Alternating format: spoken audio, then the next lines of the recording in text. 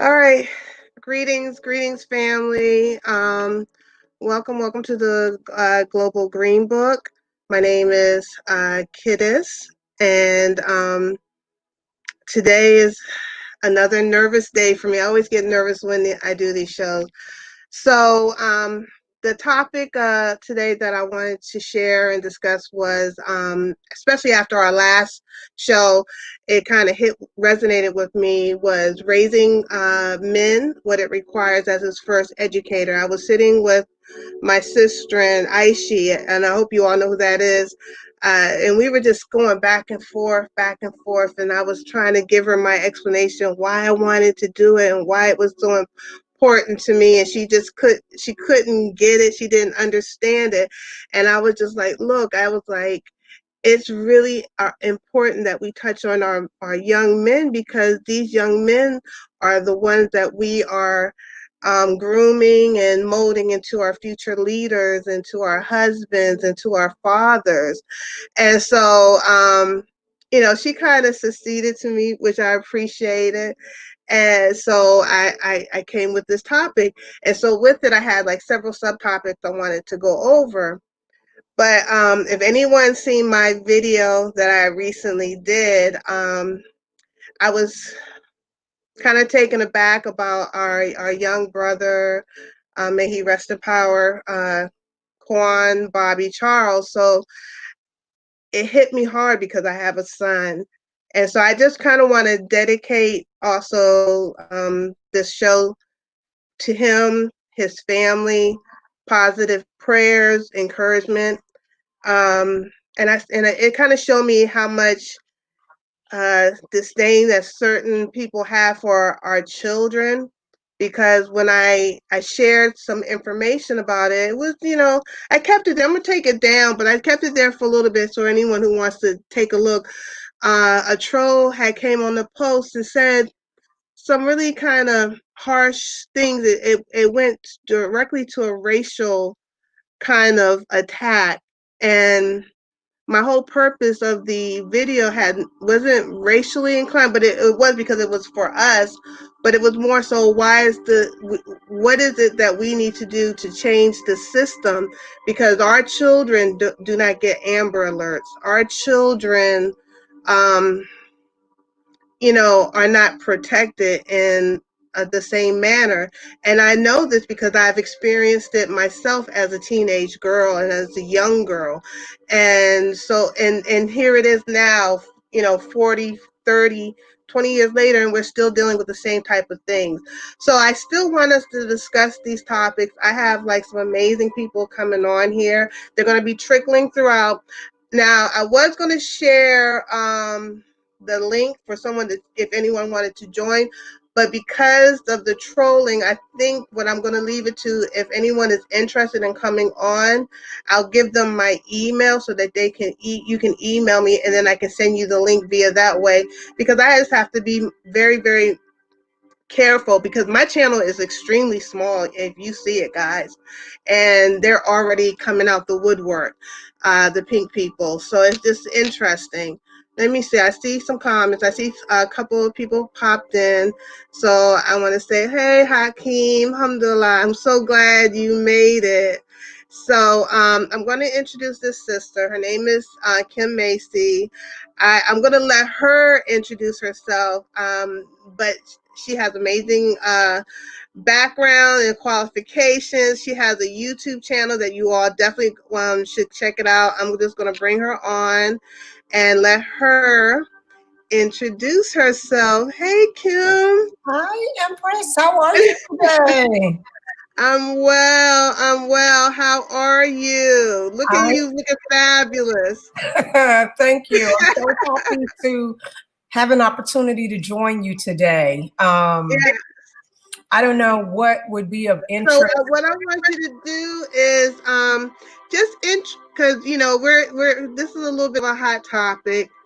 So I just kind of want people to know who you are, a little bit about your channel, and a little bit of your background, your professional background, and so spiritual, whatever it is you want to share. Please Okay. do. All right. Okay.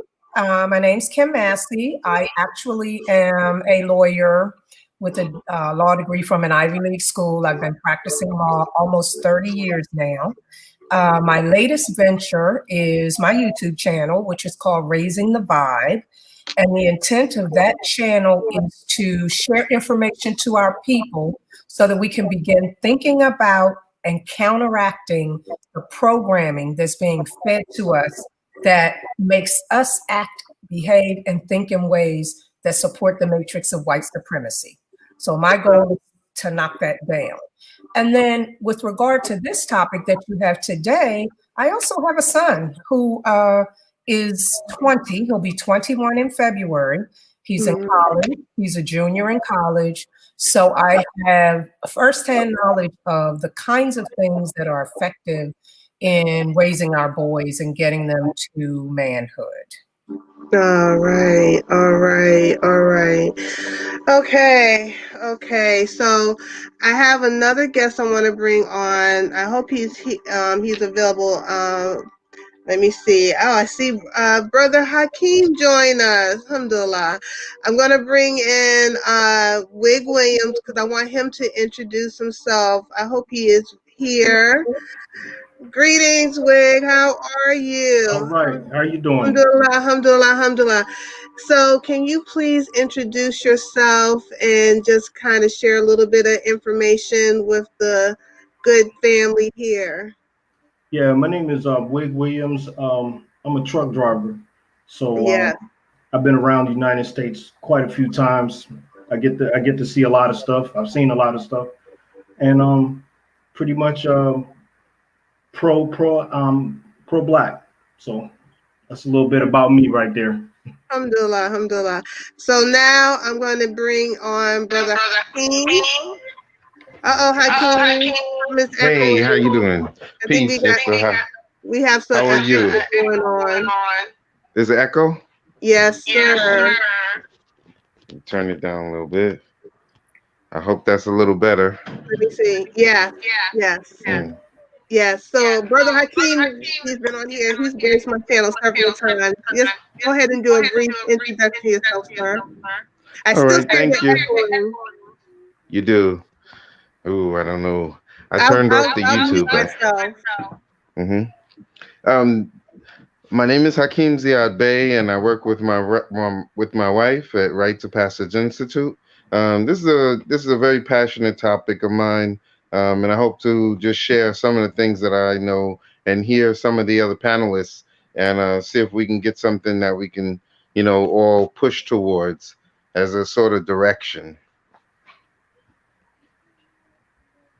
Okay, family. So now, I'm gonna be honest. I've been a lot more organized in the past, but this week had caught me off. So I have the areas that we're going to hit. I'm going to try to put them on the screen. So I just wanted to let you know that. So just give me a little bit of grace while I'm working in the background. So Kim, if you I know we have several areas of exploration in regards to our boys and dealing with them. You have a son, Yes. right? And he's 20. So I'm in the same. I have 20-year-old as well. Okay. So in there, in your son, in the most formative times, in the most formative years, and right now I'm thinking of protection as well because we had to teach them how to be protected and how to protect themselves. Now, were you had the fortunate blessing of having his father to assist you with those formative years? I did. His dad and I stayed together through those early years until I got it in my mind to leave. But truthfully, his dad continues to be involved in his life, even though he and I aren't together. So his dad was around in the early years when I actually, in terms of protecting him, well, I have a daughter too. So in terms of protecting them, I chose to be underemployed and I just worked at home for a very minimal amount of money so that they didn't have to go to daycare and I didn't have to worry about what somebody might do to them that I wouldn't be able to prevent. And so Mm-hmm. that's how the protection for him started. That's in my mind. That's what I needed to do to keep him safe in the early years. Mm-hmm. Mm-hmm. Mm-hmm. Okay. So, Hakeem, right now your youth are in the formative years. So some of the Yes. things that you are, with everything that's going on now in today's society, what are some of the things that you are incorporating with your youth to prepare them? Well, the very first thing is pretty fresh. We're going through it on a day to day. Is we're working through the dictionary, and there are several words that, if you really look at all of the definitions, you know how when you're young, you want to look up the quickest definition there is, and you just go to the first definition, maybe the second, maybe the third, but if it has 17 definitions, you're not even going to try to go further than that. And that's where we are. And I want, and my job is to push my children, specifically one of my sons, into going further and exercising all of the options that he has available, and looking at those words are as tools that he's going to keep in his shed, or shields that he's going to use to protect himself when somebody comes at him with those words. And some of the words we're working on right now are colorable, colors, black, kell. There's very specific definitions that I think that people in general have to know what, where we're the words that we're using are really important, and not knowing those definitions of those words is detrimental, and it lends to people saying things that you might deem as just racist, but they're actually pointing out the fact of what you don't know, and it's offensive only because you don't quite understand exactly what they're referring to or Right. where it's coming from. And you can, and it is there. We just have to remove that spell and move into the light. Mm-hmm. Mm-hmm. Yeah, that is. Well, Brother Wig, so do you have youth, uh, male youth right now, or do you have daughters? I have all girls. All girls, all girls. So in regards to your girls, are you in the preparation of educating them in becoming a woman? Yes. My ideology is that there's no difference between a girl and a boy except for the gender. So the same thing I would teach a boy is the same thing I would teach a girl. So when it comes down to Absolutely. like exactly street knowledge, things like that, martial arts, just little boy stuff. Anything a little boy to go out there, play a little soccer, football, same thing. There's no difference. They're just as tough as boys are. I did the same thing. I had my two girls. I had them in Taekwondo. Ooh, that echoing's bad. But I see Brother Donnie's in the. Yep. I was about to mute you. Thank you, Brother Hakeem. I see Brother Donnie's in the backstage. I'm going to bring him on. Donnie goes in. Greetings, my brother. Greetings, Yes, my brother. fam. How are you? I'm doing well. How's everybody doing? Hello. Alhamdulillah, everybody's well. Thank you. Donnie, can you please introduce yourself real quick Okay, I and guess. share a little bit about your channel and a little bit about your background, please? Okay, I guess I'm a YouTuber now. My channel is Donnie Goes In, where I talk about just life. I'm about unity. I'm about love. I'm about family. I'm a retired fireman, a barber. I've been a barber for about 30 years. I own a business. I'm a son. I'm a father, uncle of many black men. Okay, so the Mr. Melanated Mosey was kind of giving me some tips. He says, Sister Kiddos, if you have multiple screens open on your devices, try closing them to mitigate echoing feedback. Oh, okay. Wait a minute. Maybe it's my phone. Let's try that. Brother Hakeem, try to come in. Is it still echoing? Yes. I'm gonna log out and come back in. Okay, I'm going to post something. It's a really bad. It only echoing. echoes with him when he's on the line. Okay, so it has something. It must be something with his phone. So is that better now? Yes. Yes. Okay. Okay. Okay. Good. So I think that worked. So so my question, family. So have you all been listening to the news about our young brother Kwan and the circumstance, and where I know I had some very deep questions, and I don't want to focus on it, but it's almost like I feel like we need to discuss it because there's some things that's fundamentally wrong with what we're communicating that needs to be done for our children's protection. And I don't know, what areas are you all located? Because I'm in the DC area, because it might be different in different regions or areas of the country. What part of the country are you in, Kim?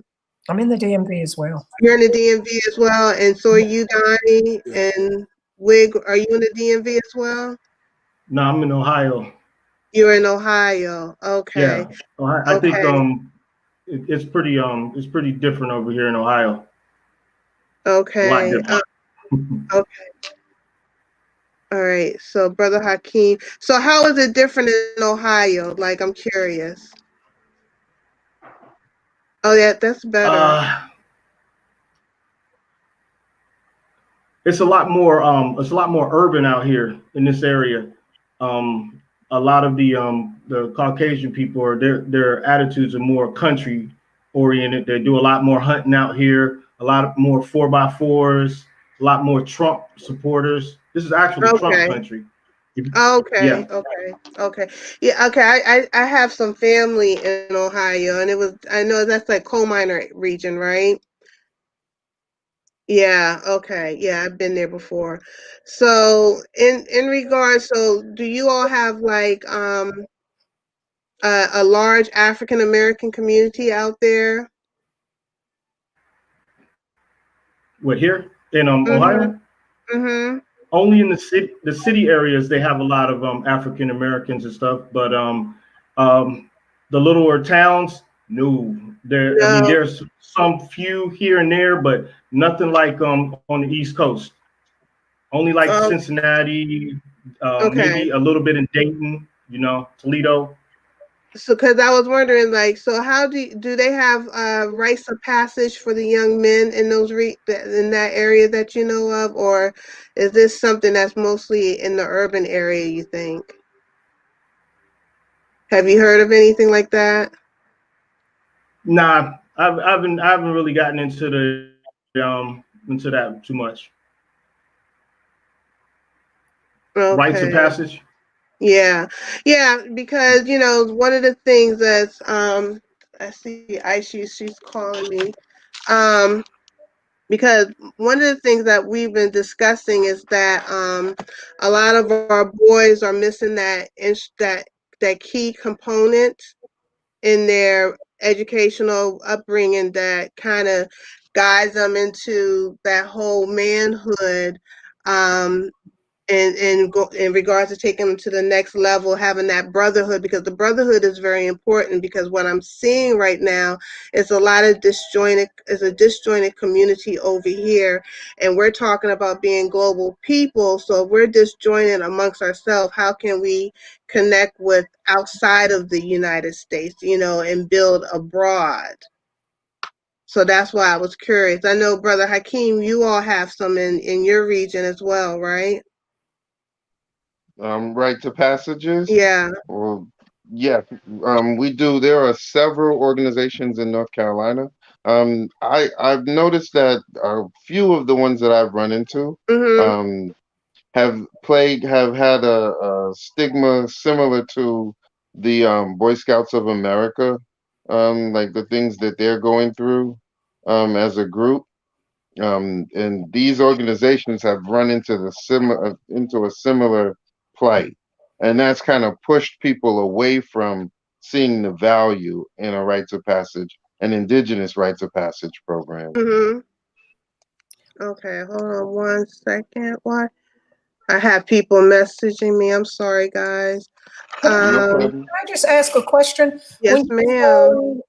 say, Brother Hakeem, when you say the kinds of issues that the Boy Scouts have run into, are you talking about homosexuality, predatory behavior, that kind of thing? Absolutely. It Uh-huh. was surprising to me, but yes, and on at least three occasions, and one in Tulsa, Oklahoma, and the other was in Durham, North Carolina. It kind of took the teeth out of the organization's connection to the community because it's like I don't know if you say the gossip mill or the rumor mill or but when you move to a town and your name is rites of passage, people say, well, you should connect with this organization and that organization. And then when you start to, find out about those organizations, you see, well, what I've seen found is that they're kind of placeholders. They're still doing the rites of passage and for several individuals, but they also have those underpinnings of that kind of negative connotation connected to them. Wow. Hmm. And One thing I not saying all of them, but it's coming up more than I expected it to, in trying to reach out to people in order to connect with them in a rites of passage setting. It's very unfortunate because for the rites of passage to really work, you have to sort of give your boy over to that and move out of the way. And so if you're not comfortable with Yeah, the reputation, it's not going to work. exactly. And that has just caused me to tread very carefully, and keep hold of my children as tight as I possibly can, and and just maneuver my life in order to be able to do that. It hasn't been the easiest of things, but we have to adapt because I feel like this is a war, and um, somebody's always aiming to win, and total annihilation is definitely, if you read the books that they're reading, is definitely what they have on the table. um it's something that I know is not possible if we even use a little bit of the power that we have within us. But we're gonna have to each, act like we're in a competition and somebody else is playing to win. We can't go through it like it's a game. It really isn't. yeah, I It's think time that's to the wake first up. thing you need to realize is that we are at war. They have declared war and a mass genocide on black people. So once we realize that, we can start from there. Because I think it's a lot of us that haven't realized it, and we've been so comfortable in this matrix that with all our comforts that we haven't realized that they're trying to exterminate us in every way possible in the education system, in the criminal justice system, in the food we eat, in the water we drink, and everything in every way they can. They're trying. I didn't. I grew up in the DMV, right outside of DC, and I don't think we went through any type of program growing up as far as manhood. You was just out there on your own, and you came up as best as you could. I owned a barbershop for many years, but I did always try to take my nephews, any of the kids from the neighborhood, tried to bring them in and teach them how to cut hair or give them a job sweeping the floor, or try to encourage them as I saw them, And and that's like really, a rites of passage. yes, and just try to show them, what a man is in front of them. Try to live as upright as I can in front of them, and show them how they should act. I didn't try to go along to get along. I tried to show them what's right is right and what's wrong is wrong. Hmm. I remember growing up. I pretty much grew up in the barbershop. Me and Donnie, we talked about having that Yeah. barber culture. And I just, I was just me and one other female, Miss Ruby. We were the only ones in the barber shop. She was a master barber, and I just remember just watching the male culture. So that's why I have a little bit of closer, intimate relationship with it, because I was in the barbershop at 6. I was seeing the men talk and the banter, and sometimes they would forget that this female was in the barbershop with them, because I was also a barber. And one of the things that I really appreciated from my father was, you know, when our brothers fell on hard times, because back in the 80s, we did get into a lot of um, issues with certain people who are going to be in charge with their policies that they put in place. A lot of us end up on the wrong side, having, records or what have you, and it was hard to get jobs. And I just remember pretty much almost everybody in one of our chair had a record, and they were all hardworking, and they just made a silly mistake and an error, and my father made sure that he volunteered his time, he trained them, they and let them know when they got out they had jobs, a way to take care of themselves and their family, so that they don't go back into that kind of cycle.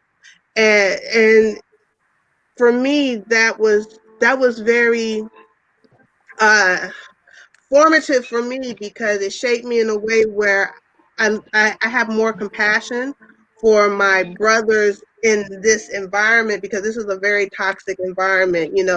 We're all trying to be sane in an insane asylum. And so a lot of our men get frustrated. And what we have done is taken on a lot of this European kind of mindset and thoughts in regards to ourselves, and we don't give I'm not saying to coddle them.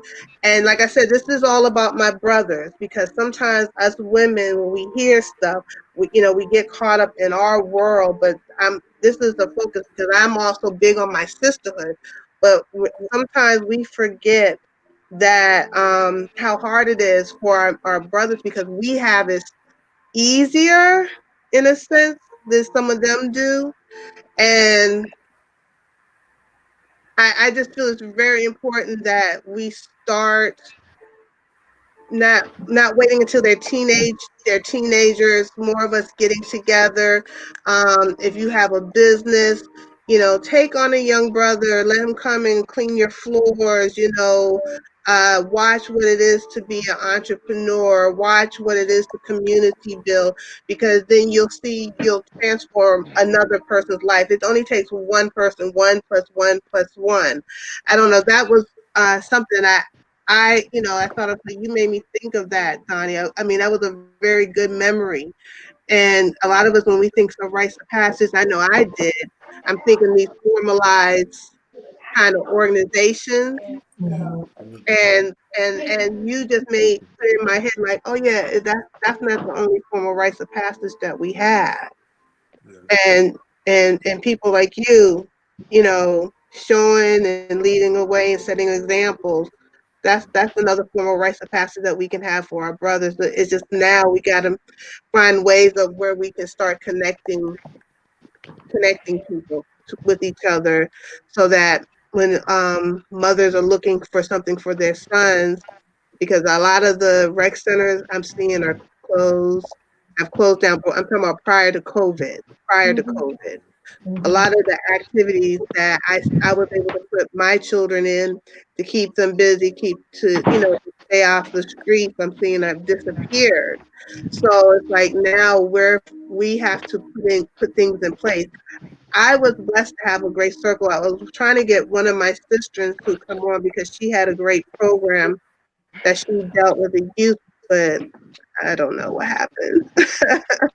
So I'm sorry. I don't want you all to listen to me talk. I brought you all on here because you all bring so much wealth. I want you all to go ahead and share your thoughts. I'm sorry, guys.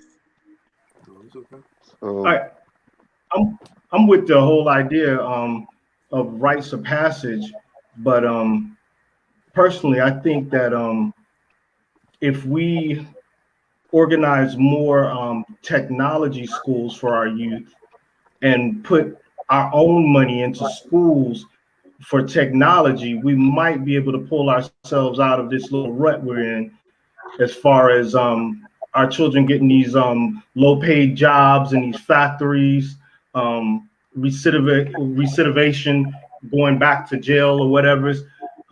We're almost unable to compete with the other races right now. The Chinese, they're pushing education. They're throwing money into education. You got the Philippines coming over here. They got engineering degrees. It's almost like we're doing the jobs that the foreigners are doing over here now. We're getting the lowest paying jobs now, and they're defunding the schools. So I mean, it's almost impossible for us to get anything a little bit better if we don't put our money into schools. That's just how I feel about it. I'm ready to start throwing money into schools and stuff like that and start building schools. So what, like the city schools or our own schools? Nah, we're gonna have to build our own schools. There's no way the city school and the curriculum in the school is gonna allow any type of advancement for Black children. So like more like a homeschool collective. That could work, but we might have to build a private school, all the way private. A private school, and it's gonna have to be done soon because we're slowly falling behind. They got virtual reality concepts coming out now, robotics, coding, and we're barely even scratching the surface trying to keep up with them.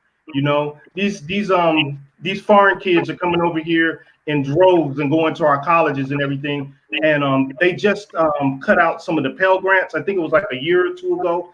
They chopped some of the Pell Grants where children were able to get Pell Grants, and a lot of children are not able to get into the schools like they were before. So we're gonna have to do something. I agree. I would think we also have to think differently about our young men who have been involved in the criminal justice system, because the intent of the system is to label our children and to pull them into that system. So clearly there are situations where a young white boy and a young Black boy will commit the exact same offense. The young Black boy is either in jail, in juvenile facility, on probation, which is just a setup for getting in trouble later. The young white boy gets a little slap on the hand and he's gone on about his business because the judge can see himself in that boy and wants to make sure that he still has an opportunity for a future. Then our children come back to us. They've got this conviction or whatever it is on their record, and we're looking at them a certain way instead of saying, son, I understand you got caught up in the system and we're not going to judge you. I mean, assuming it's not murder or something really ridiculous, but we're not going to judge you based on that. We're going to embrace you and try to figure out how we can help you move to the next step. Mm-hmm. I want to bring on Sister Adjoa real quick and just let her introduce herself. This is the sister I was telling you about that has some really great programs for youth. Welcome, Sister Adjoa. Welcome. Good evening, all. Good evening, all from Connecticut. Sister Ajua, can you just briefly describe, give a brief introduction of who you are and you know, a little bit about your background so everyone know who you are? Absolutely. I was born and raised here in Connecticut. I lived in DC for a while. I went to Howard and got a grad degree. Um, I've done some traveling, and I've always been committed to uplifting the community. Thank you for allowing me to be a part of this. Of late, I've been an educator with the Amistad ship. Connecticut built a replica ship. So I've gone throughout the state in New York telling the story, um, sailing with youth who haven't been on boats or ships. And right now, I work as a site coordinator at an education pod. Word went out to parents, you know, what is missing, and they have kind of a go to school a couple of days a week. Parents said the other 3 days a week is a problem, and so they have broken students up into smaller groups to go to various sites in town to get help, because online learning, as the brother mentioned, our children are oftentimes not up to par with technology. So some of them can't log on to keep up with online learning. Um, and they lack the infrastructure in their home or, um, you know, just the basic knowledge. And so I organize a space where they can come and get that help, try to keep up with their online learning. All right. Awesome, awesome. I'm so glad you can make it. You all bring so much knowledge and information that could help our community. And I just want to say, first, I appreciate all you all taking your time out coming on here, because the key is just to get the information out. So I'm sorry. I know I had interrupted someone when I brought Sister Ajua on. So please continue. All right. Then thank you for that, and I do appreciate the platform. I appreciate your guests. You have like a dynamic group of people that come on this show every week, Monday nights. Um, eight, sometimes nine. I want everybody to tune in, and when this finishes, please share the show. Sister Kittis is doing an amazing job of being a host. It looks so seamless, and she makes it look easy. I just want to give you kudos and appreciation for your efforts. Thank you. Thank you. Now, I want to take a minute just to, I want to slow it down just a second, take about a minute. I want everybody on the panel and everybody who's listening, I want you to take a deep breath. Um, Take a deep breath, because in order for our brains to work, it needs oxygen. And this topic, it sometimes it seems to box out all of your options, like there's nothing left that we can do. But I Mm, want to tell you, all of these different guns are pointed at us because you are the answer. We can't be behind anyone, because everyone is studying us and using that to create their realities. mhm, Everything that is from the computer to the cars to the lights to everything is designed around how the body works. mhm, And that doesn't change. So you're never far behind. The only thing you have to do is realize that you are the question and you are the answer. Now, everybody take a deep breath and let's breathe the solution into this podcast right now. We yes, are sir. the individual and collective answers. So channel that and push that through. We're going to leave the fear, we're going to leave the unsurety, and we're going to focus on the positivity, focus on the knowing. You guys know where you came to where you are right now. That moment that turned in you when you knew what you knew, and you know that brings a certain power that you walk with every day. I can see it in each one of you. So let's Mhm. channel that and push forth these solutions, because it's Exactly. only to come out and it turns into what is, and we walk it. Exactly. The blind guy, his wife, and their life said, "Deep breath appreciated. We have always been the answer." Yes, yes. Sister Jatan Bailey said, "We must put together a holistic national Black plan for where we want to be in the next 20 years as people." Yeah. Yeah, and I love what Brother Donnie said. I love the way they do it in Africa. I always see little kids learning trades at younger age. Yeah. So what's some of those trades you've seen, Brother Donnie? Always send anything from auto mechanics, any type of building trades. They learning everything. Everything the adults do, they out there learning. I think we kind of got away from that here, and I think that's the problem why we're suddenly losing, because now the trades, the immigrants are coming over now, and they're doing all the trades now. The trades we used to do, the jobs we used to have, we don't have no more. And the other jobs are, being technology are taking them out the way. But I Mm-hmm. think it's important. I didn't realize how powerful the barbershop was till you just said that, because I actually thought about that, because that's actually how I started in the barbershop.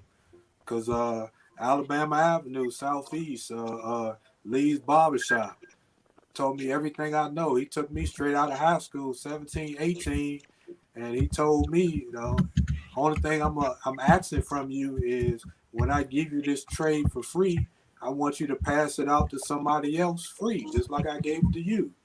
And I never forgot that. And ever since then, every chance I got to help somebody or teach a kid how to cut hair or pass it on, I did. My little brothers, my cousins, the kids from the neighborhood, anybody that wanted to learn, I never forgot that, because it changed my life. Because when I got out of high school, I went straight into the barbershop, never went to college or anything. Then I went in the fire department later, but I didn't know what I was going to do. And if it wasn't for that trade of barbering, I don't know where I could have been another statistic on the street.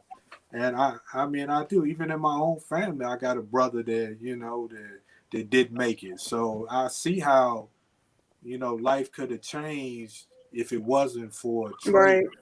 And I've also seen plenty of people come to the barbershop, like you said, that had, been in the system for various reasons. So, that's the new slavery. So once you go in there, your name, you can't go out in the regular workforce, or they make it as hard as they can for you to get on the regular workforce. But I've seen them come through the barbershop. Many of them would pick up a trade or other trades, Mm-hmm. painting, carpentry.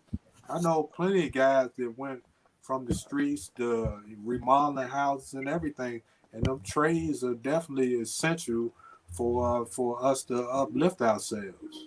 And these are the things that we're going to need to pass on to our children and our youth if we're going to continue this. When I go to the continent and I see how it hit me when I was there the last time, just how you see the big man, the young man, and the baby all learning the trade. They're passing traditions down. They're keeping it strong to the point of perfection. And here amongst us, we're becoming helpless. If it's not for a certain kind of um, you know, job, I don't want to say job, but it's kind of like where we need a job instead of we create the work. We are our own independent. We don't need others to take care of us. It's almost kind of like we have become dependent, and that's definitely not a good thing because we have never been dependent. And I'm seeing a whole class of young people who are dependent, and they can't make it on their own. Uh, Forgive me, guys. English is not my first language, so sometimes I forget words. But if you know what I want to say, it's like, No We got yeah, mercy. you. yeah. So, I think it's definitely more important. It's definitely important that we do that. You know, one of the things I appreciate about Sister Ajua, she was one of those sisters who did that. She was part of the homeschool collective that I was with my children, and she, um, I, can you just share some of the things that you had incorporated with the young up and coming prince and princesses? They were very helpful in my family's life. Absolutely. I taught Spanish. Spanish is a good second language to have. In terms of business, it's a big market, and people all over the world want to learn it for that reason. Um, Hola, ¿cómo está? bien, gracias. I'm all for African languages. I don't have a problem with that. We need to be able to have conversations without, oppressors or former oppressors being able to hear everything we say and know our every move. But Spanish is a good second one because it is a huge market and um, it is in demand all over the world. I also taught tennis. Tennis is a great sport because it's non-contact. So you don't have concussions and all that to deal with, but you can still get scholarships if you wish to get an athletic scholarship. Um, I have my youngest daughter in Pineywood School now in Mississippi. I'm two through with predominantly white institutions, and we definitely have to do for self, and we definitely have to look to our honorable ancestors, like the founder of Piney Woods and people like uh, uh, Bethune Cook, Mary McLeod Bethune, and just do for self. You can't expect people that see us that have time and time again proven that they loathe us and they see us more as the competition, and we can't look to them to educate our most precious children in a fashion that is healthy and conducive to growth and development for our community. Hmm. Yeah. Blind guy, his wife, and their life. They said trades. I'm sorry, traders. Trades are still more powerful than most degrees. You can start a business with a trade. At least create a job for yourself. Yeah. Absolutely. I agree. Absolutely, No question. absolutely, absolutely. Because that's one of the biggest things that I've been really pushing with my girls and my son, and I'm pushing it because I want them to think globally. Because they have this, they created this nice work ethic, and they're spinning their wheels for other people because I gave them the work ethic, and so now I'm really pushing it in their heads, especially my son. Like, come build globally. Start creating your own. And right now it's kind of hard for him his mind is kind of stagnant right now because he's caught up Mm, in the corporate cog. mm, So, I know one of the things where I'm looking at is creating that connection where we can have our young entrepreneurs here connect with people that are doing things globally, and the first step is what we're doing. Some of us offline create a think tank and put that in, and get it going. And more of us should be thinking that way of finding like minds, going offline, getting the plan together and implementing it, and so that we can let our because we're still in charge, we're still educating them, we're still creating these rites of passage for our men to get them into the mindset of like, I'm getting all this education, let me go home now and start building, because we have a lot of wealth waiting for us. Absolutely. And I think that we also have to get back to having a mindset of supporting our own. It doesn't matter if the Latino guys charge a bit less. It just doesn't matter. We have to bypass that and look to our own people so that when they start these businesses, they have a built in clientele. There's enough of us to support them exactly. it going. Exactly. We must begin to practice group economics. We have no other options. Every other community does it. And, there's no reason for us not to. College isn't for everybody.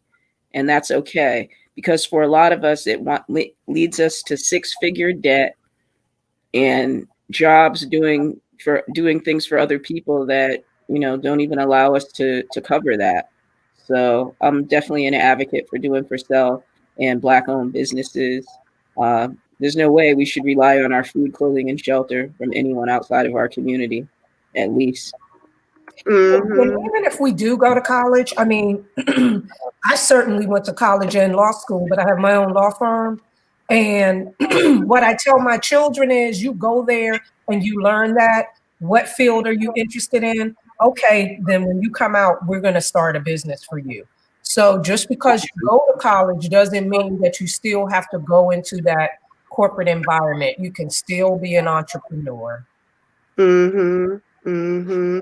Yeah, because a lot of us, I've heard so many people tell me how their parents are just, we have been so programmed and conditioned to think, you know, like doctor, lawyer, eh, whatever the corporate jobs are, but we're forgetting those things that's going to sustain us. Farmers, like that's a commendable profession. Some people don't look at it as a profession, but it's a profession because you're feeding millions of people. If you're good and you teach that, that's self-sustainability. I think what a lot of things people are scared of are going back to the bartering way of living, but bartering is not a bad. That's how I survived, and thrived in this country. I bartered. I bartered with a few people that I brought on on my show, and it worked beautifully for us, and our children have blossomed.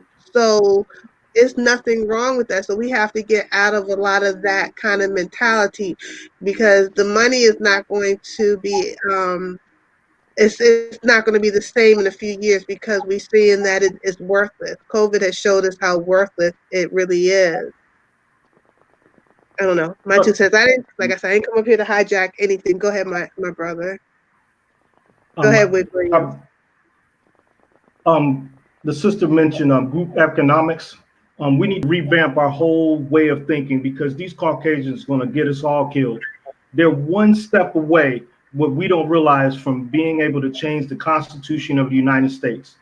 The Republican Party right now, they control enough seats in each house, the Congress and the House of Representatives in each state, where if they got like 2 or 3, yes, Senate, exactly.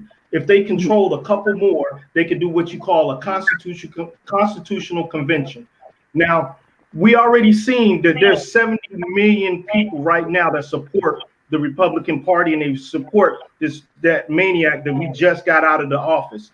If they did a constitutional convention, then all those rednecks and all those Caucasian people that agreed with him would be able to get whatever they wanted done immediately.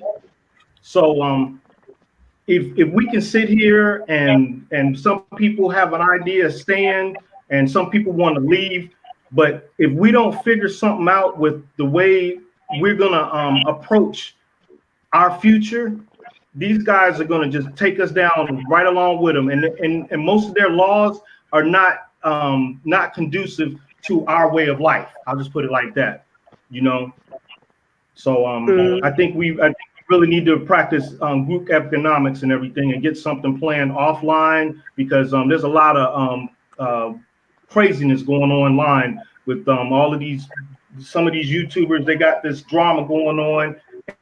We're putting too much information out there in the world for everybody to read. That was going to happen. That's definitely a purposeful thing.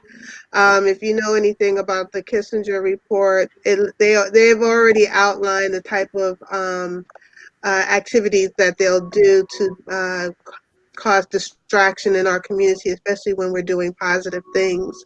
And so, of course, with us doing this globally and connecting like this, they have to use that same agenda, but on a global level. So some of those people, you have to sometimes look at it and realize they're very big distractions, and they're kind of letting us know, okay, we're getting attention. My little channel is getting attention, by some negative people. So I was just like, okay, so I must be on the right track. So I don't stress it. So I look at it this way. I'm going to continue to empower my community and pull powerful people like you that I have connections with, and let your information get out so that we can connect to the right people, so that we can be a positive influence, because our children are looking at us, our grandchildren are looking at us,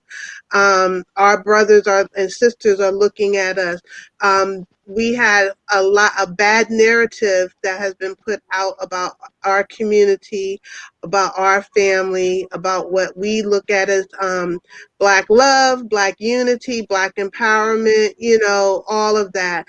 And so, because we are informing those people who have been fearful of us, and they're seeing a communication, they're seeing a union, they're seeing that we're taking the safety of our children on a global level more serious, because how is it that hundreds of girls can disappear off the continent and it's not an outrage, an outcry? Why is it that little boys can be turned into soldiers and it's not an outcry? And so now we're looking at it all over again. We're having Willie Lynch appear in our own backyard again, and it has to be an outcry, and so the key thing is, I'm like, our boys need to be empowered and not fearful, and I'm gonna be real. I was about to say something. I gotta think real hard, because I'm not against any groups or any person. I let live and let and be. But a lot of our boys have turned very soft, in a sense where no matter what your preference is, you still should be a man to protect your family, your community, and to stop fighting against your sisters. And I'm seeing a lot of that as well. And it doesn't matter, because I said, I don't care what your personal interest is. We are a family. We have to look out for each other. And there's certain roles that men should play, and men should be protectors, and they should be educators. They should be partners. They should be your friend. There should be a connection. There should be no division, no matter what your personal preference is. I'm making that very clear. We are a community first. That comes first. African comes first. And our boys are being taught something different from a very young age, and that has to stop. That really has to stop. And I hope I said that as clearly and as not as insulting as I possibly can, because I want to make it clear where I stand on it. So go ahead, So my family. back, I want to step back to that, the idea of us working together. And I've been in business with my wife for the last 12 years or so, and I've noticed the steady and constant. I can go back to the very beginnings.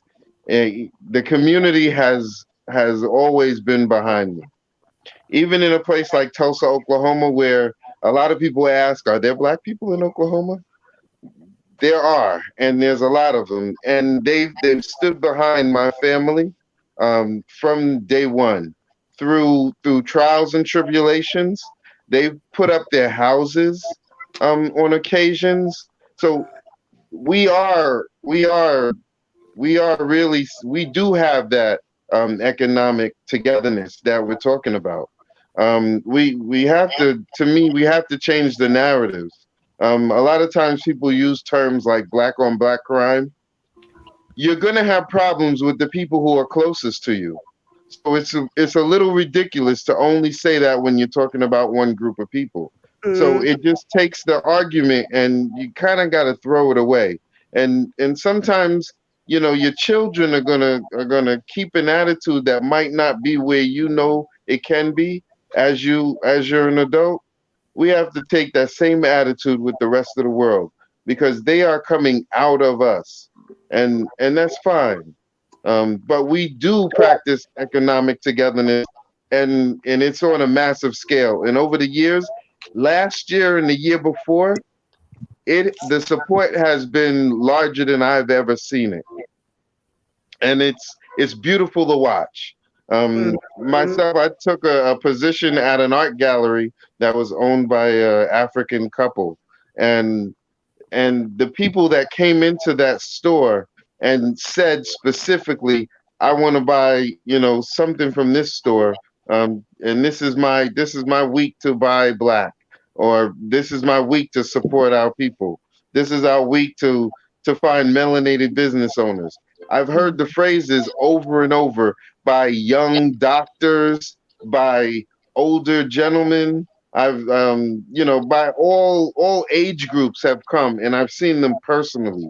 They've made purchases specifically to circulate that dollar that we're talking about right now. So it is happening, and we mm, just, you know, at a party, there's a lot of things going on at the same time.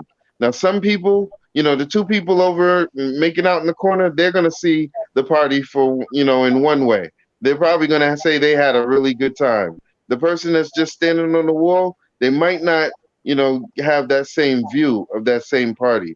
But you can focus on whatever area you want to see, and you that is going on in larger numbers than you know. So just mm. know that everything that you want to happen is happening right Mm. now. So Uh, you should smile and rejoice, and don't forget to take that breath. I need to take a bunch of those all the time because it makes you feel so much lighter. Sister Jatun Bailey says, I think we have to change this material mindset. Most of our drive to get these so-called paying jobs is to finance a life. Oh yes, a lifestyle of excess. Excess, yes. Um, Sister Jahari says, I think we must stay focused. That's just created for distractions. Yes. And brother Rock Shakur, he says, great topic. Alhamdulillah. Donnie goes in and says unity is key. Yes. Wig Williams, group economic is a key, especially for building African family legacy. Yeah, that's something we all have to work on, creating our legacy. I know that's what I'm focusing on right now. And I think we Amen. all are. Actually, we all are Hmm. focusing on that because we wouldn't be here if we wasn't. You Yeah, know, Sister Kidden, the you were talking about the like where you like how do we start the rites of passage and where should our focus be? And to me, law has to be paramount to it because the battles are going on in the courtrooms.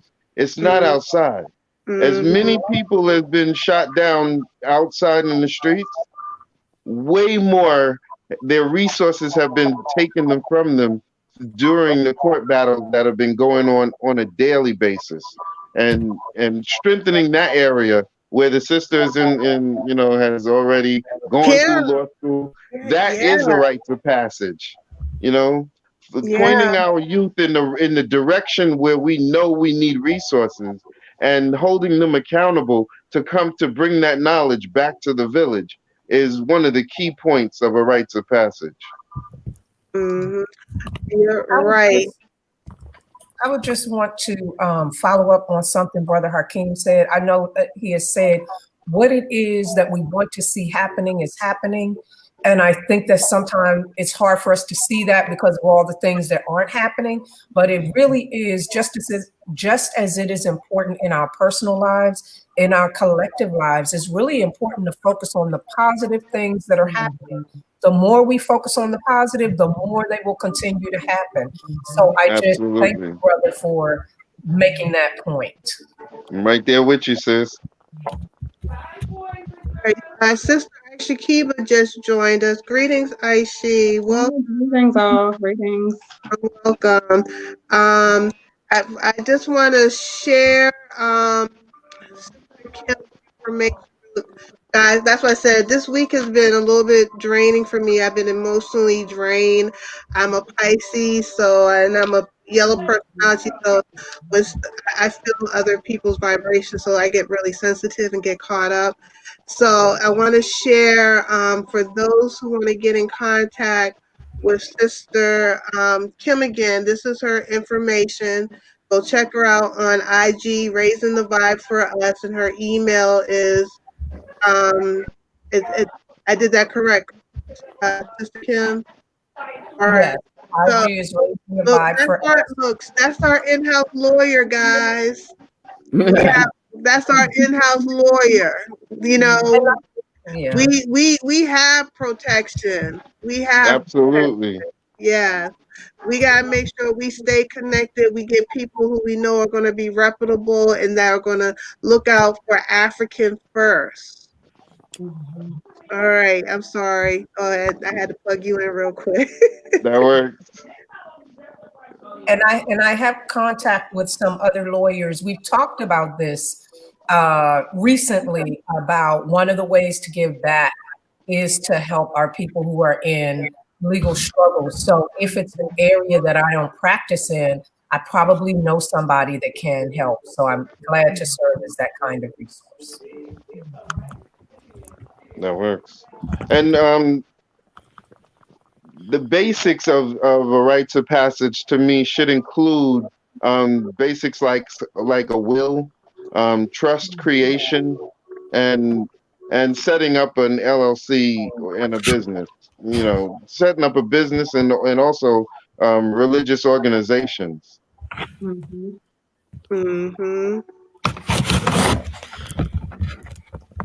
I'm sorry, guys. Go ahead. I'm gonna mute my mic 1 second. I'm sorry. If you all go ahead for 1 second.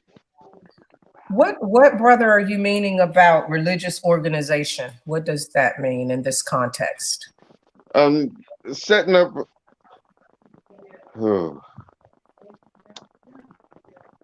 So there's different layers of protections, and we can go with the LLC or the corporation, but that should really be owned by a religious organization, and then a trust on top of that. You mean to get the tax-free benefits or something like that? Not necessarily get tax-free benefits, but that is part of it. That's a right. That's actually a right. So yeah, it should protect our businesses, our religious organizations, like setting up a masjid or setting up a church. You're not supposed to pay tithes and taxes. But when we tend to do that, and in hopes of getting a tax break in the 501c3, but I'm for a little bit of a more separate nature that I think we could talk about behind the scenes, but I'm talking about the protections that we really need. Say it again, sis. I'm not such a big fan of religion, but it depends on what exactly you mean by that. And I have a feeling that you may not be referencing the traditional religions that not at all. That's down. Yeah, okay. Not at all. Okay. I'm talking about the religion that'll get you excited because you would make up the rules, and you know, there's religious texts and they're there to guide you, not the men that have taken it and turned it to use the masses. Okay. It's open in there for everybody. Okay. I'd like sorry about that. I'm back, guys. I'm sorry about that. Go You ahead, know, sister. so that's I'd like, something we need to talk about behind the scenes, but it's really important and it's really available for us. And that push away from religiosity is, to me, it's taking the people's rights away from them. It's like you're putting down your coat but going out into a rainstorm.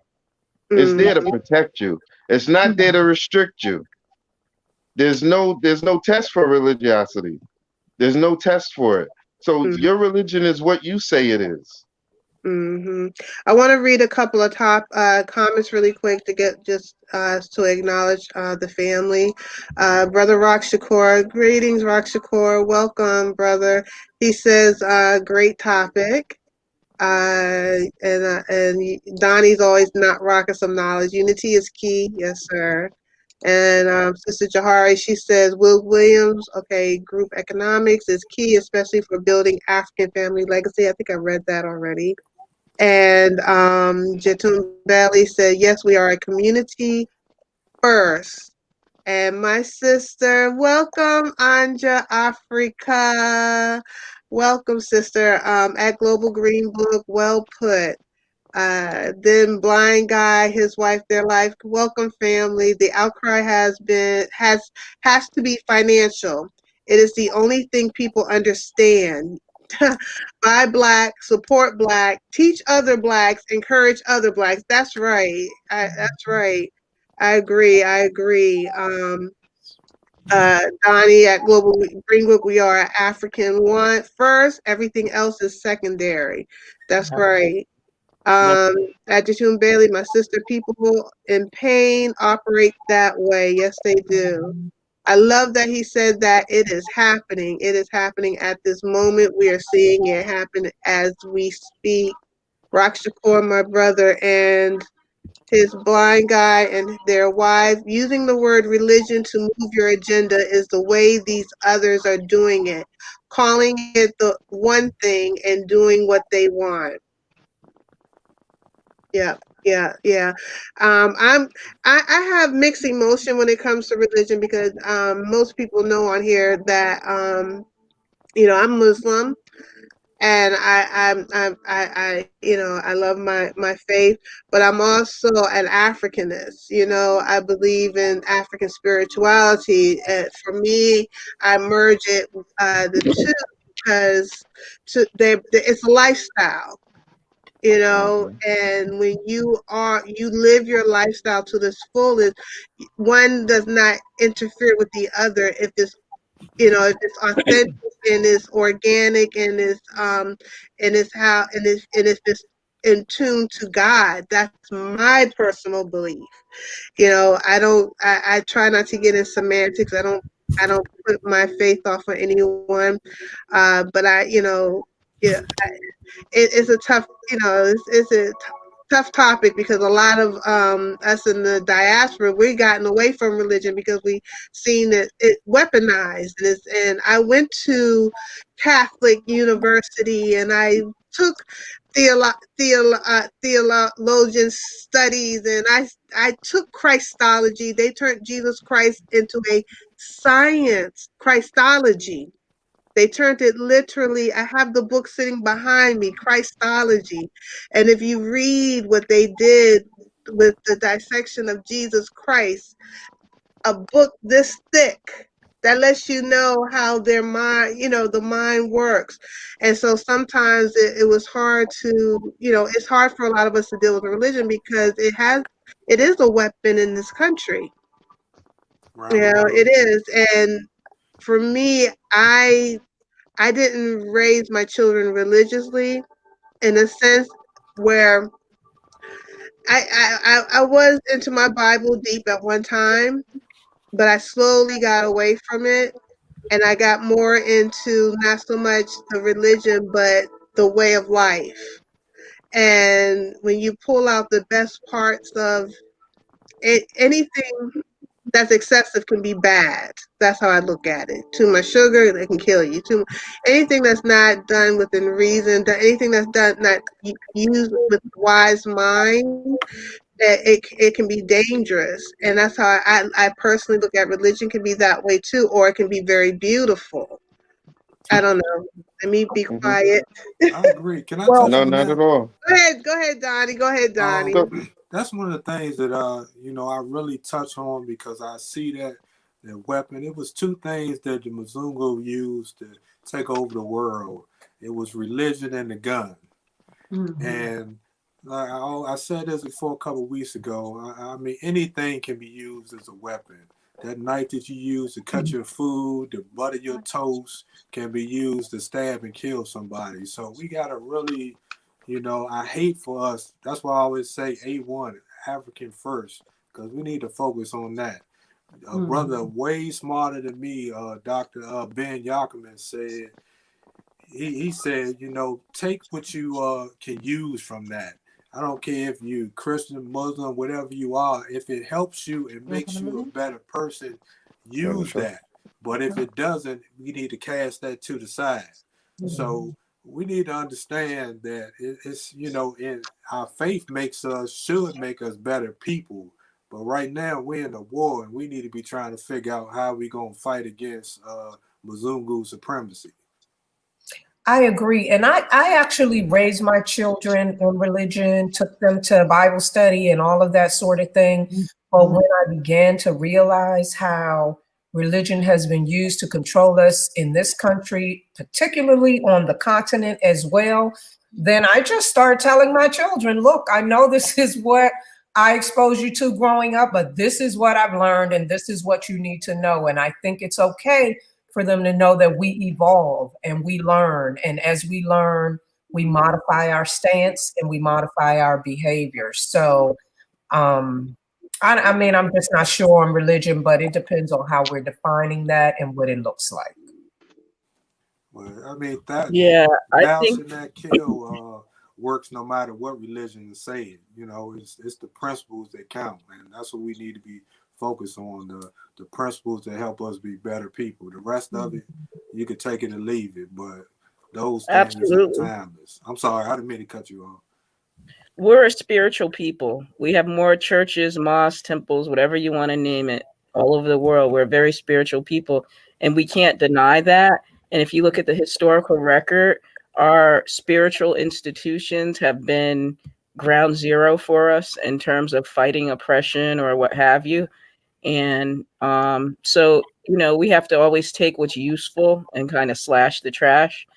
May I pose a question to the group? Yes, ma'am. My number one passion is I do a post-Civil War reenactment of Harriet Tubman. So in my reenactment, I go over legislation, judiciary decisions, executive decisions, people, events. I sing, songs, kind of weave it together. And I haven't found a better Harriet. I'll be honest with you. Okay, so if you need one, get in touch with me. The question I'd like to propose though is this. I'm not well read on it, but I have people that I come in contact with that are up on it. I really don't understand the ADOS position in terms of African descendants of slaves. I could never give up a continent for an island or another country or something like that. And since this is an African-centered group, people will say, "Well, you're Harriet, so of course you're ADOS," and I can get with that, but I'm a Garveyite. I think Africa for the Africans at home and abroad, and I think that is going to be the solution to the African diaspora throughout the world is to make the continent of Africa strong, and able to reap the benefits of its minerals, of its everything. Does anyone understand that? that that was a question to the group. Yeah. What I'm sorry, can you repeat the question? I didn't Yeah. quite get The what the question question part was. the African descendants of slaves, ADOS. Are you familiar with that group, the African descendants of slaves? Yeah. Okay. Yes. I do a post-Civil War reenactment of Harriet Tubman. I consider myself a Garveyite, Africa for the Africans at home and abroad. So, I don't see myself ever trading this country or an island or anything for the continent of Africa. So I just wanted to know if anyone could break that down to me, because the people that I come in contact with seem to think that it's a mutually exclusive topic. They're all into Africans here in this country, and people from the continent, people from the Caribbean coming here, but reaping the benefits that indigenous Africans in these parts have championed and sacrificed for. So I just wanted to know if anyone could break that down to me. Anyone I'm was not up sure in that. if I can break it down, but I agree with you. We were traveling all over the world before, during, and after slavery happened. So there were indigenous peoples here the whole time beforehand. So I do not advocate just giving up this land for another. Right. But I do Isn't support us going back to Africa and having the same trade back and forth. Go ahead. I was just going to say, I thought, certainly I'm into repatriation too. That's how I met Sister Kadis. So, yeah.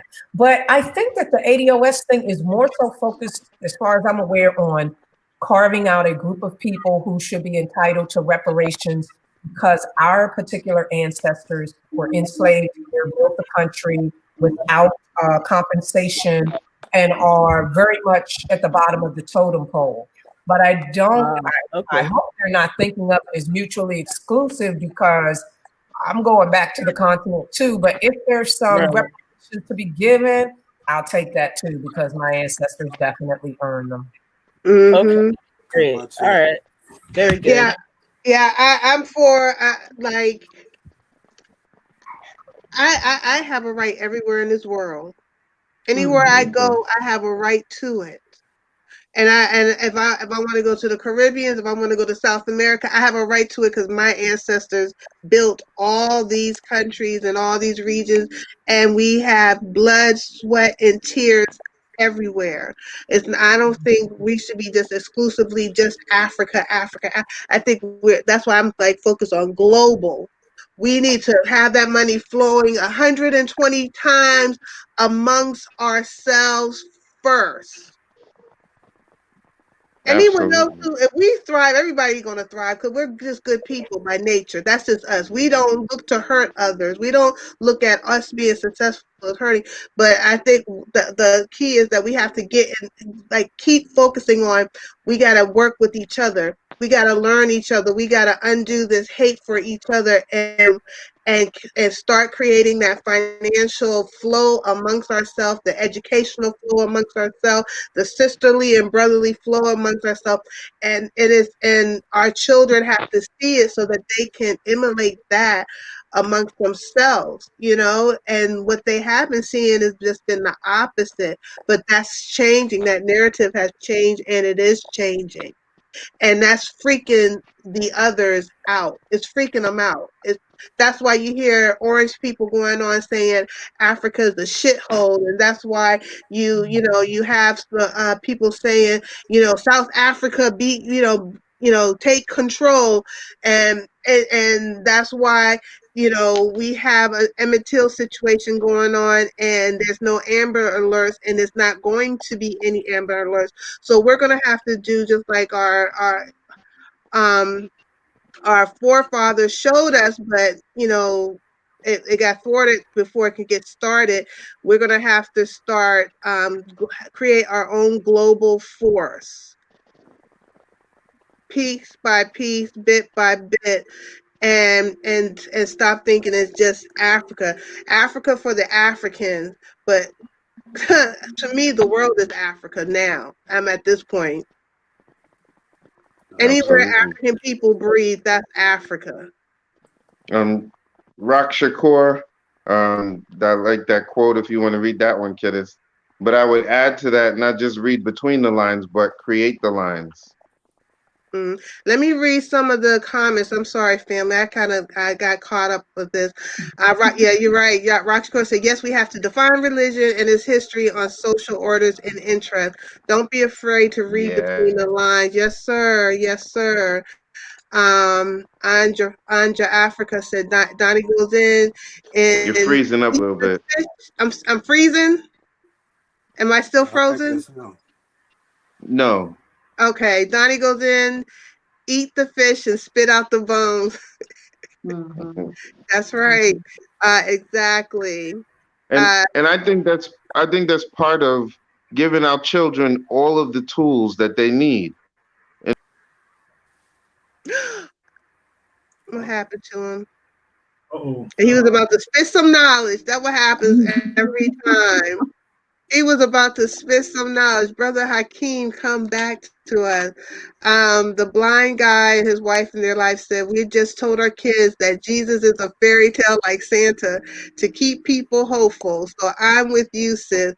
Use religion for business purposes. Don't think of it the way it was for us. Yeah, that's right. Brother Yeah, Rock, go ahead, go ahead, go ahead. I think that some of these ADOS people are delusional. The United States government is not going to give reparations. Right? This is an abusive relationship from the very beginning, and it's it's not going to happen. They keep pushing the idea that we're going to get something, and they're not going to give us nothing. I mean, the only way we're going to get something from this country is if we sue the country, and we'd have to what's it, the NFAC leader? He said something about trying to get documentation from the United Nations, and then being able to make us all one nation. I believe that's what he said. I'm not really, I don't want to quote him word for word, but that's what he said, something to that effect. And I think that's the only way we're going to get reparations from this country. Hmm. So, I'm in the not holding ADOS my breath situation, for reparations. I'm not holding my breath at all. I'm not looking for Mm-hmm. anything from this country. They're not going to give us anything. Mm-hmm. What they are Mm-hmm. going to do, they're going to throw more laws at us to put us in bondage. The next thing that's going to happen, they're going to do something with the credit, and then the ones that don't have credit, we're going to be in debt for them, and then next thing you know, they might even have debtors prison. Who knows? Mhm. That's just my apocalyptic ideology on that. Look, I don't hear Wouldn't be anyone surprised. disagree. I wouldn't be surprised. Well, I just say the answers are out there. And if that's the only narrative that we've been fed, it's kind of hard to steer away from it. But once you start to see the answers, you can't, like, I've been studying holistic wellness for the last 12 or so years. And the one pervasive thing that I've seen is that there is a cure for all diseases. But I also see the people that you can't just tell, hey, there's a cure for cancer if they have it. I have to watch them go through it. I have to watch them hold on to the things that are hurting them. You know, I have to see even in myself. So it makes it hard to tell other people, but even in myself, it's hard to stop doing the things that they're actual chains that you're holding yourself. But the answers are always there. And you can't have fear and believe in a higher power at the same time. Mm-hmm. Mm-hmm. I agree. I think sister I think it's Angie's. She made a comment and said something about if anybody took DNA testing, would you feel differently about your position if you did your ancestry DNA? Hmm. As far as I guess that's as far as a ADOS type position. I don't know if anybody else had, but I took 2 of them so far. Yeah, I have as well. I just took the one DNA test, and I don't know. For me, it was like I always had a connection with Africa because it's just because of my upbringing. Inadvertently, my mom, she shared it with me, but she didn't know how much it impacted me, because for me, like, I'm like the lightest one in my family. So I always kind of, didn't feel included, because they used to make fun of me, say, "Oh, we found you on the doorstep. Like, look at mom, look at the rest of us," because I come from a very melanated family. And so, because my mom's father's from Senegal, so for me, I always had this connection with Africa, because she would tell me stories about her dad, and I don't, I if I didn't have that connection, I don't know if I would be so. I don't know. It's hard to say. Would you still have that connection if you didn't know your DNA? I think DNA is what makes us. DNA, it lets you know who you are, and your history. It's a pride to that. Not knowing who I was, it was a void. And so to even learn on my grandmother's side, her strong, her my DNA connection to her, it kind of gives you ownership. Like, let me take care of this. Let me protect my motherland. Let me protect my family's lineage. But I still can't forget my folks here either. Because we're special people, us in the diaspora, because we have a real global connection to so many different people. Because I'm looking on here right now, I'm seeing Caribbean, I'm seeing uh, uh, uh, Americas, I'm seeing African right in front of me right now. I'm seeing a globe in front of me. So I think DNA is definitely important, and I And keep thinking, even more than DNA, when I went to Morocco, there was the one, they didn't know where I was from until I spoke. They treated me like I was from right around the corner down the block. And the same thing happened in the Dominican Republic. Um, we really are from everywhere, and part of that, like the DNA test for me was just a secondary confirmation, as opposed to traveling and actually seeing the people who are around the world. hmm I took 23andMe and Ancestry, and I which pretty much know. there's more than one. Which African ancestry or the other ancestry? No, I haven't taken that yet. I'm getting ready to Okay. order the African ancestry. I did the ancestry.com, and I did the 23andMe test, and my feelings was hurt. I don't know about y'all, but my feelings was hurt, because when I seen that 30% European on there, I'm like, whoa, where did this come from? And mine was bad, but mine, it pretty much touched every continent on this planet. So, I think I look at it in a ADOS type of sense, that I still want my check. So, hmm I got rights everywhere. I got family that's here, that's Indians. My grandfather, my mother's side of the family, they got a whole tribe down in North Carolina. I mean, I'm a card carrying member of an Indian tribe, but I'm still a first. That's part of mine. So they owe me. Everybody owe me a check. Everybody that benefited from the murder, the rape, the torture, the years of unpaid labor of all my ancestors owe me and my children a check, and I want it. So I want I that don't check. I don't expect to get it. Pass me my money. Yeah, I don't expect to get it, but I'm never gonna stop asking for it. Yeah, roll me my dough. I know that's right. Exactly. They all owe us. Wait a minute. I just want to greet this sister on. I'm Well, so happy to see her. Umi Ofoni. Thank you, sister. Assalamu alaikum. Humans have rights of creation by way of the one who has created all things. Connect with the creator to earn your rights. And Sister Anja Africa said, divided snakes can't afford reparations. They would go broke trying to repay the lives, taken trauma caused in generations of the companies that have reaped benefits. Yeah. They can never pay it back. It's not even possible. so if I may just say one thing, I certainly have not taken any DNA tests. And there's a problem with them. For example, there's a $300 million deal between 23andMe and the pharmaceutical giant GlaxoSmithKline. And there's information showing us that some of these DNA testing companies are sharing information with the Alphabet Boys.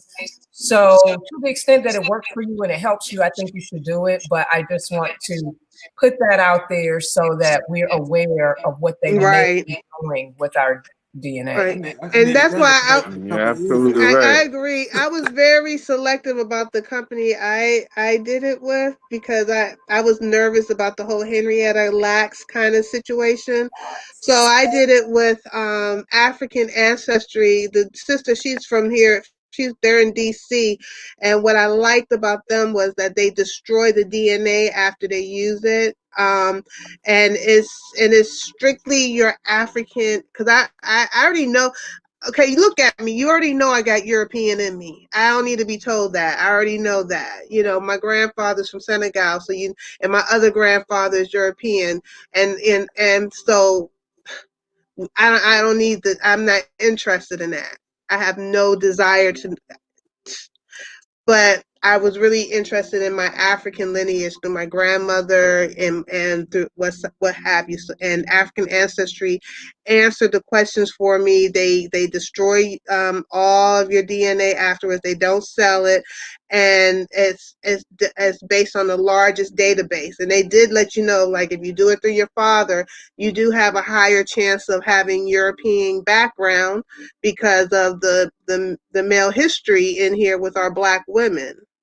So I wasn't interested. Uh-oh, everyone is muted. No, we're just Oh, listening to you. I'm like, did I mute you all? But yeah, that's definitely something. Sister Jahari says enslavement was global, and we all need to make sure that we stand on the shoulders of our ancestors and get ourselves together so we can strengthen our youth to youth, the future leaders of the world. Yeah. Do you think doing a DNA test will give our children a sense of pride of who they are? Have anyone experienced that with their children? Doing a DNA test, did it make them feel more connected, or it just didn't really make much of a difference? Yeah, our children are already connected. Mm-hmm. It's not. I don't really. It's outside of myself. So I did the DNA test for personal reasons and my own study. But and knowing the pitfalls that were out there. But that connection can't come from people that are outside of myself. Their connection is direct from me and my wife. Mm-hmm. Rock Shakur says, we are the last ones to accept that as you think, so you manifest. This is what the system that you will reside in is powered by manipulating the power source, you. Anja Africa says, African ancestry is Black owned and destroys results. Yeah, yep. Definitely. That's a good one. I recommend African ancestry. And what's also nice about African ancestry in Sierra Leone, Sierra Leone recently put it in their laws. If you can prove your ancestry, you can come home and become a dual citizenship. And African ancestry is the DNA test that they accept because it shows proof. It'll show proof if you're actually from that particular region. So I mean, I think mine says I'm like 99.9, something like Mende people, Sierra Leone. So I had a high rating. That's where my grandmother's peoples came from. So That's awesome. And they definitely need us. They definitely need us. Sierra Leone doesn't even have a train system. They're calling us back. The Chinese went there and built a train system from whatever resource they were taking out of the ground to the coast, and that was it. And when they got done, they shut it down. It was always I a heard they freight train, destroyed never it. a person. Yeah, it was never for people. And for one of the monarchs who was going to make a visit, they worked on it a little bit. And when her itinerary changed and didn't take her through a certain area, they stopped. And since then, they haven't been working on it. And I have people from Mississippi, and I was talking with my nephew, who's a young man. He's in his 30s. He lives there. He's came out of university there, works for the university, works in IT, and tried to explain to me that it made sense. But what I see in Mississippi, in this country, and in certain parts of Africa, they cut us off by not having transportation in and out of these places. You can't get fresh ideas. You can't go somewhere, make some dough, and come back and take care of the farm and grandma and all like that, because they make it very difficult. And as a young man who I think is decently well read and kind of up on things, he tried to explain to me, oh well, there's not enough people to pay for that infrastructure to be built and all like that. That's just cutting us off from the resources. I mean, Africa is the only continent that can take care of itself. None of the other continents can. So it has enough food and water. It's just getting it to the people that need it. And until we control that and that becomes a priority for us, it's not a priority for anyone else who's just making money.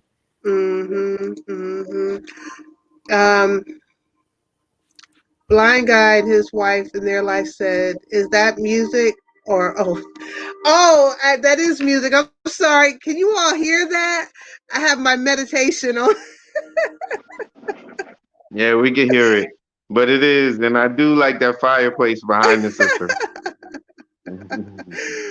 Yes, it works with the fireplace behind the sister just asking. Oh, yes, I forgot. I completely forgot. I have to put my meditation on to calm my nerves down. So that's how I wind down at night. Sister Aunt, should I turn it down? Should I turn it off? Is it okay? It don't bother anyone? Okay, great. Freetown, Sierra Leone, strong ties with the Gullah Geechee. Yeah, that I know that's one of the places I was talking about doing like a little educational trip down there, because right now the history is being uh, diminished or disappearing in the Gullah region. So I wanted to go down and get a little bit of history while we still have it there, because there's still a few museums and a handful of Gullah people still around. So that was something I was going to look at, bringing my girls down, because that's one of the things I like about those areas. It's still strong in like African tradition, and so you can still kind of get a little bit of the energy and vibe from places like that, but they're slowly disappearing in here because of gentrification, which I'm getting really tired of, but that's another topic. So anyway, let me see. I'm going to start. Can you all hear me? Yes. Yeah. Okay. So I'm going to wind down this live. So, I'm so glad that, first I want to say I really want to, there goes my sister. Assalamu alaikum. Walaikum salam. How are you, honey? Good. That's Sister Shamora. I can't wait till next time we do something with her. She brings the fire too. But I just want to kind of wind it down. And I just want to, just ask everyone to do a prayer for the family of Kwan, Charles, another one of our young souls that we lost, and prayers and protection over all our children, so that no man can come, can divide us, hurt us, uh, make our young men into strong leaders, let them not get their minds twisted, to stop losing our children to all this madness and distraction that they're putting out there for them, and to give us the strength and ability to be positive role models so that we can continue, because this is not an easy journey that any of us are doing. And the first line of attack that we're going to get is through our children, you know, to distract us from the bigger picture that we have to have in place. And what I'm saying to you guys, I'm saying to myself as well, because if you tune into this, you're on that same mission, and the goal is for us to make sure that we connect with each other and build offline. I'm not going to emphasize that enough, because what we're doing online is good, but that's just so we can make sure that we find like-minded people and connect with those who are really trying to do things, and we can see who's doing what and know intentions. That's my thing. And it's so much that we need to do here in this country that we got to start at home. You know, we all talk global, but it also starts at home. But I just want to give my little spiel, and I want to just see anyone have any last words or comments that they want to share with everyone. Somebody commented in the chat that about Dr. Sebi being killed, and he had cures. But I want to say that you can't kill the idea. We all carry it in ourselves. We have the answers, and we just have to focus on that, and you'll start to see it all around you. Mm-hmm. Mm-hmm. I got one.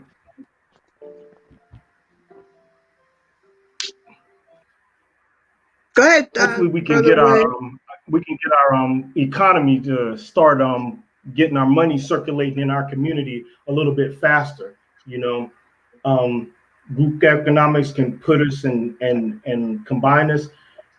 I think that if we try to combine different businesses together and try to incorporate as a people, we can pretty much do whatever we want if we work together as a team. I have a actual economic plan I've been trying to develop, and hopefully offline, other people can get with me. We can get together. We can all throw our ideas in there and try to figure something out and try to move something together. Because I think I'm pretty positive that we can work something out and get something going within the next couple of years. Because it's not going too good right now for us. I'm still waiting for the stock market to crash again. They've been forecasting it for the last couple of years. I'm waiting, but I don't know when it's going to happen. But I think that if we can combine some businesses together and we can start getting this money circulating in our community, we can shield ourselves from anything that happens. So hopefully we can get something like that going on. Mm-hmm. No, I think that's definitely going to happen. The stock market is definitely on that path right now. I'm sorry, guys. I'm just typing something really quick. If does anyone else have anything they want to share? I just would like to thank you for allowing me the opportunity to participate. I've learned a lot, and I hope the information I shared has been helpful, but I've really enjoyed it. Thank you. I'm so happy you were on here. You brought so much wealth of information. And I hope you come back and, for other discussions, because we need thinkers, and we need doers, and we need community leaders, and because I'm not seeing them like how I used to, like Sister Ajwa. She's a longtime friend of mine. And she's someone that I know is a community leader, community builder. She put into the youth. She worked hard, and we need to see more people like that. And we need to highlight those people. We need to highlight our lawyers. We need to highlight our educators. We need to highlight the likely of places for our rites of passages. Um, Everyone on here brings something to the table that is so important for our community that we forgot, and that, we either have put things aside. We need uh, all different walks of life, and we have to come together and work together and stop, all this separation, like I'm better than you because of this, and it's nonsense. But anyway, yeah, I really appreciate you coming on here. And can you share all your information so that people can get in contact with you and know how to get in contact with you? For me, you have it on there. I have it on there. Yes, just reiterate it in your channels, and and your name of your business so that they can get in contact with you. Definitely. My YouTube channel is called Raising the Vibe, and my Instagram is Raising the Vibe for Us, and my email is raisingthevibeforus@gmail.com. And if you get in touch with me through any of those channels, then I can share information about law firms or whatever else I might be able to help with. Alhamdulillah, alhamdulillah, alhamdulillah. Awesome. Brother Wig Williams, can you just say some last words for us? Or did you already speak? No, Brother Hakeem did. He must have left. Oh no, here he goes. Okay. I'm sorry, guys. I got a little distracted. Where are we? Who did not speak yet? I apologize. I guess I'll say some Go ahead, words. Brother Donnie. Just we just need to protect our kids. I was just thinking with all this stuff going on that, years ago I never understood why my wife would never let our kids spend the night over nobody's house, and why she was so overly protective. When I grew up, we was always at our cousin's house and everything else. So I had a hard time understanding that, but now I see with all the stuff going on why. And so we got to protect them, because they're trying to commit genocide on our race and our people. So I don't understand the circumstances behind the young man and what happened to him, but he's not the only one. It's been a lot that doesn't make the mainstream media that's been going on. I remember just even before all this stuff started happening with George Floyd and all that a few years ago, I remember my cousin as a police officer sent me something about a brother in Mississippi, an older guy, that some young Mazugus ran him over with a truck and got away with it, and said, he was drunk on the side of the road, but it was an older gentleman and he was just going to church or back and forth, and they literally, young guys, ran him over in a pickup truck and got away with it. So we just got to be more careful and watch out for each other. I tell my kids, I got grown kids, and my last one is 17, about to be 18, and I just try to tell them, you got to, we always got to call and check on each other. We need to get some type of system together where we can alert and be able to track our kids. I think one of our brothers was working on something similar to that. I think I remember hearing. But I think I remember hearing something like that too, and yeah, it's definitely needed. Yeah, yeah, because we got to. We at war, so I mean, we're not trying to hurt nobody, but we're not trying to let nobody hurt us either. So, thank you for letting me come. I appreciate you coming, Donnie. I really do. Anyone else? Who else? Anyone else did not speak for last words? I just want to thank you for inviting me once again, Empress Cadiz. I appreciate everyone on, and your efforts to uplift the community. A luta continua. The struggle continues.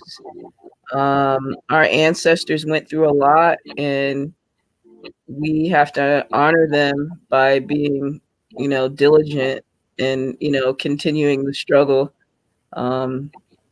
And I think forums like this are very positive because we don't get the news here in Connecticut. We don't have any Pacifica news. No, I mean the most progressive news you get just turning on the radio is NPR, and NPR is corporate news. It's Right. it's not really that progressive. But I find when I come to a region like this is where I was born and raised. After a while, NPR becomes your oasis. If you just want local stuff that you can get just turning on the radio. And so this type of forum allows me to get information, allows me to see Africans doing stuff because I live in a state that's in the top 10. I live in a region that has 3 of the top income disparity in the country, which means Black people don't get paid what they're worth, don't get paid what an equally qualified white person would get. In a place like Mississippi and Alabama, they're not even in the top 10. But the 3 of the states in New England that I live near are in the top 10. So that just lets you know what's going on here. So I appreciate getting information and being able to share. My email is onepieceworks@gmail.com. I've been rocking Peaceworks for a while. It stands for Pan-African Education and Child Enrichment.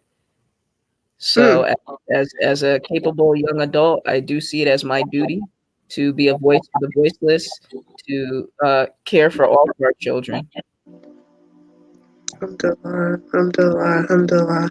So did everyone get a chance to say their last thoughts? I just want to make sure I got everyone. Yes? Yes. Mm-hmm. Yes. We'll save it for the next Yes, show. sir. Yes, sir. Well, I just want to say once again, I'm so humbled that you all grace my channel.